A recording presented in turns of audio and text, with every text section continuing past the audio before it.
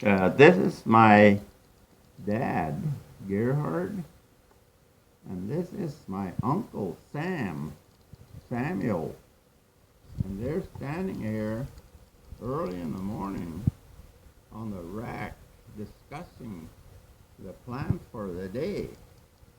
And they're saying, this is really a nice day for threshing. It's nice and dry, so we could do a really nice job of threshing today.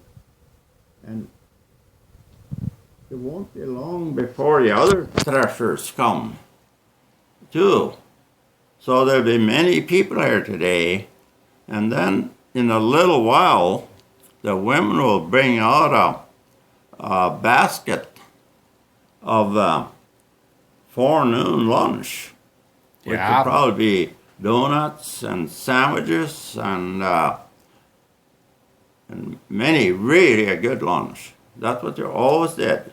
So then when the other threshers come, then they bring their wagons and they load up all the bundles on their racks, and then they haul it up to the thresh machine and they throw it in the feeder here when they started the thresh machine, and the tractor is the power, and when that goes through the thresh machine, the straw comes out of this roller, and the grain comes out of this grain spout and into the wagon. There's a scale up here that works whenever you set it for the weight of the grain. So when that fills up, there's a dump up here. When that gets full, it automatically dumps and lets the grain run through the spout into the wagon. Then it pulls it up again. Then it's another bushel of grain, it does the same thing. And it keeps doing that as long as you put the grain bundles into the thresh machine. So that's how they did the threshing. And there's maybe 5 or 6 bundle wagons.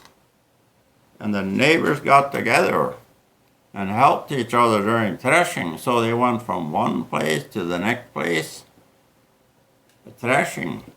And there was some threshing riggers were bigger, and they probably be up to 12 bundle teams. And I worked with one of them one year, steam powered instead of a tractor. It was steam powered. It was older. And so when they stopped at noon to eat dinner at noon, there'd probably be about 25 people there at the table, big table. And they always made almost a banquet for every place we ate. I think the women were trying to outdo each other to see who could make the biggest meal for these threshers when they were at their place. So then they used all horses. So when they had like 12 bundles, there'd be 24 horses tied up to the racks at noon, eating their hay and oats while the men were in there eating their noon meal. And this would go on for probably weeks in the fall. Usually in the first part of August, and probably toward the end of August, when the grain was ripe, the oats and wheat. And then at that time, there was still some old Model T trucks left, and they used a bigger one.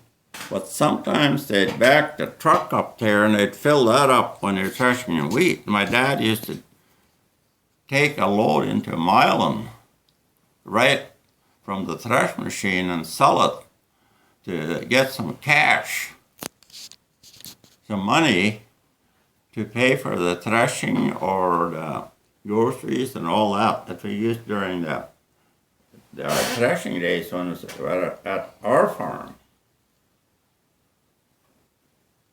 So that's about how a threshing day went. Very good.